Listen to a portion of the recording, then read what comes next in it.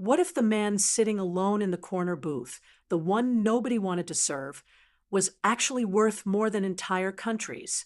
Before we start, ask yourself this. Have you ever judged someone within the first 5 seconds of seeing them and been completely wrong? Because what I'm about to tell you is a true to life story about a waitress, a rainy Tuesday night, and a stranger who looked like he had nothing. But by the end of this video, you'll understand that sometimes the most powerful people on earth are the ones who go unnoticed. And what this woman did for him, without knowing who he was, would end up changing her entire life. Let's get into it.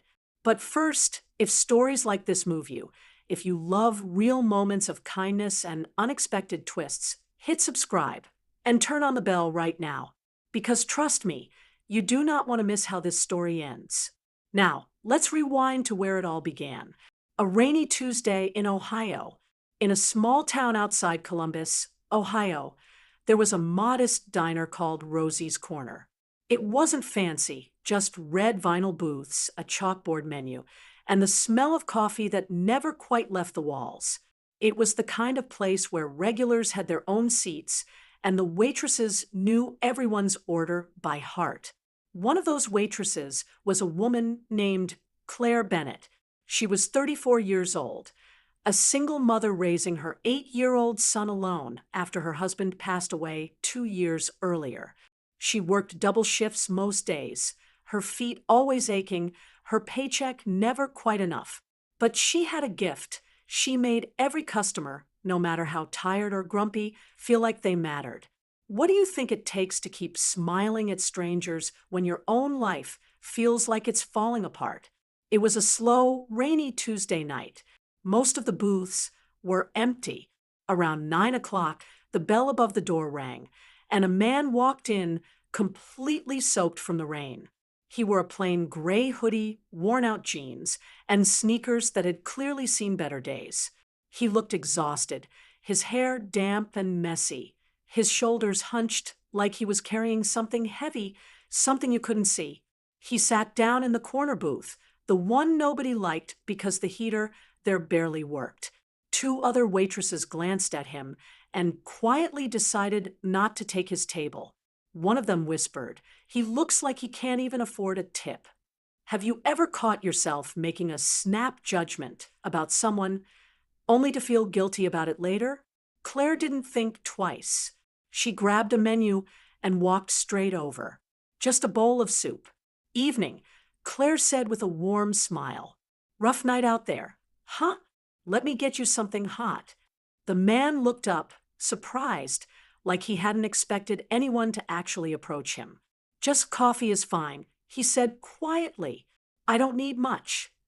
Claire noticed something in his eyes, not laziness, not carelessness, but something closer to exhaustion, the kind of tired that goes deeper than missing sleep. "You sure?" she asked gently. "We've got a chicken soup special tonight. On me, if you're a little short." The man hesitated. I don't have much cash on me right now," he admitted, his voice barely above a whisper. Do you think it's easy for anyone, no matter who they are, to say those words out loud to a stranger? Claire didn't blink. "Don't worry about that," she said. "Nobody sits in my section and goes hungry." A few minutes later, she came back with a steaming bowl of soup, a basket of bread, and a hot cup of coffee, even though she hadn't rung any of it into the register. She quietly paid for it out of her own tip jar, the same jar she was saving up for her son's winter coat. The man ate slowly, like he hadn't had a real meal in a long time. When he finished, he looked up at Claire. "Why did you do that? You don't even know me." Claire shrugged, wiping down the table next to him. "Doesn't matter who you are.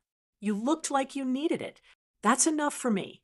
The man's eyes glistened for a moment, but he looked down quickly, like he didn't want her to notice. Would you have looked past someone's soaked hoodie and empty pockets the way Claire did? The same booth, every night. To Claire's surprise, the man came back the very next night. And the night after that, always the same corner booth, always around 9 o'clock, always looking a little tired, a little quiet. Claire never charged him for anything, and she never asked questions. She just brought him soup, coffee, sometimes a slice of pie if there was extra. They started talking a little more each night. His name was David, he told her. He didn't talk much about his job, just that he was in between things and staying somewhere nearby for a while. Claire told him about her son, about the diner, about how she was saving up every spare dollar she could. On the fifth night, Claire's son had a school event, and she had to leave work early. She left instructions with another waitress to take care of the guy in the corner booth, but when she came back the next day, she found out the other waitress had turned him away, saying the kitchen was closing early. What do you think David felt, sitting outside in the rain that night, turned away for the first time? The next evening, when Claire showed up for her shift, something was different. There were black SUVs parked outside the diner. Men in suits stood near the entrance. Claire assumed a politician or someone important was passing through town. She walked in through the back, tied on her apron, and stepped out onto the floor, only to freeze in place. The corner booth wasn't just occupied. It was surrounded. The truth comes out. Sitting in that same booth was David. Except now he wore a tailored navy suit, his hair perfectly combed, flanked by two assistants typing away on tablets. A small group of reporters stood near the door, cameras ready. Claire's mouth fell open. David, he stood up and smiled, the same warm smile she recognized, just now framed by an entirely different reality. "Hi, Claire." One of his assistants stepped forward and addressed the room. For those who don't know, this is Mr. David Calloway, founder and CEO of Calloway Dynamics, and according to this year's Forbes list, the richest man in America. Claire's knees nearly buckled. The man she'd been quietly feeding out of her own tip money for over a week, the man everyone assumed couldn't even afford a bowl of soup, was worth more than $80 billion. If you were standing in Claire's shoes right now, what would you feel? Confusion? Disbelief? Or something else entirely? David walked over and gently took her hand. "I owe you an explanation," he said, "and an apology for not telling you sooner." In front of the cameras, in front of the whole diner, he began to speak. "6 months ago, I lost my wife," he said, his voice cracking slightly. "After that, everyone around me only saw dollar signs. Every smile felt fake. Every kind word felt like it came with a price tag. I stopped trusting people completely, so I disguised myself. And for 1 week, I sat in diners and coffee shops across 3 states, just to see if there was still one person left who would be kind to a stranger, who looked like he had nothing. The room went completely silent. Every single place turned me away, made me feel invisible, or worse, until I walked into this diner," he said, looking at Claire. "And you didn't just serve me food. You made me feel like a person again." Claire's eyes filled with tears. "I just did what anyone should do," she said softly. "Do you think real kindness should ever come with the expectation of being repaid? More than a bowl of soup." David reached into his jacket and pulled out a folder. Inside was a life-changing offer. Full ownership of Rosie's Corner, paid off in full, along with a trust fund for Claire's son's education. Enough to cover every year, all the way through college. But it was what David said next that truly broke her. "You didn't know who I was. You didn't care. You just saw someone who needed a warm meal and a little kindness. Claire, you reminded me that real people still exist in this world."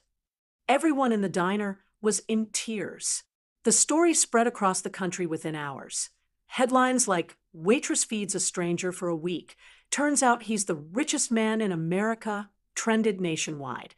But for Claire, the headlines meant nothing.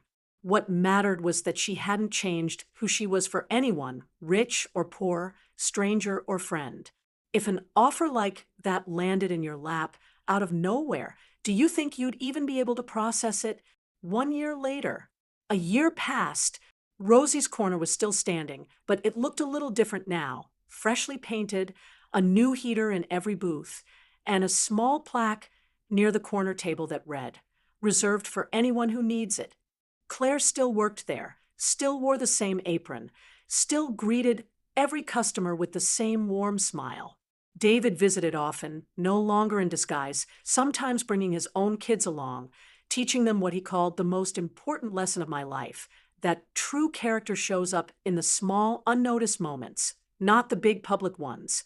Together, they started a foundation that quietly paid off meals for strangers in diners across the country, letting people experience, even just once, what it feels like to be seen. And every year, on the anniversary of that rainy Tuesday, David would say the same thing at the foundation's yearly dinner. Sometimes the richest man in the room is the one nobody bothers to look at twice. And sometimes a bowl of soup can change everything. Now, let me ask you one last question. If a stranger walked into your life today looking tired, quiet, and like they had nothing to offer you, would you still choose to be kind? This story reminds us of something simple but easy to forget. We never really know who's standing in front of us, but we always have a choice in how we treat them. And in the end, maybe that's the only thing that truly matters. If this story touched you, type bowl of soup in the comments below. I'd love to know how many of you felt this one. And if you want more stories like this, make sure you're subscribed with notifications on, because you will not want to miss the next one. See you in the next story.